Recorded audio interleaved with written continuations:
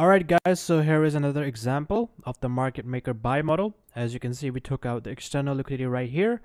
So now we have this fair value gap in the premium. So that is going to be our draw on liquidity. So let's go to the 5 minute. Remember, from 1 hour we go to 5 minute, right?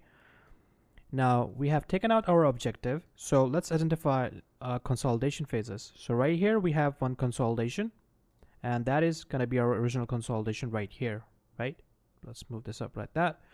So we have consolidation here and consolidation here. These two lines are fair value gap. So that is going to be our drawn liquidity. What do we have after taking out the objective, which is external liquidity? We have a market structure shift here. Now, if you don't know, if you're confused as to why is this a market structure shift, go and watch my video on YouTube, which says how to identify high probability market structure shifts, right? Price didn't take out this high, but it did a break of structure instead of market structure shift.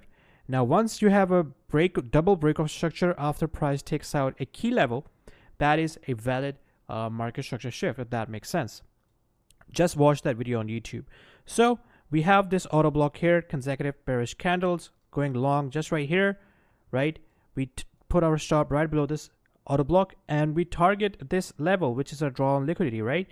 The consolidation phases tells us that we are in a market maker buy model, right? It gives us confidence. So playing this through, you can see that the take profit level was instantly hit, and we took out this range, this consolidation high as well, giving us 2.29 RR.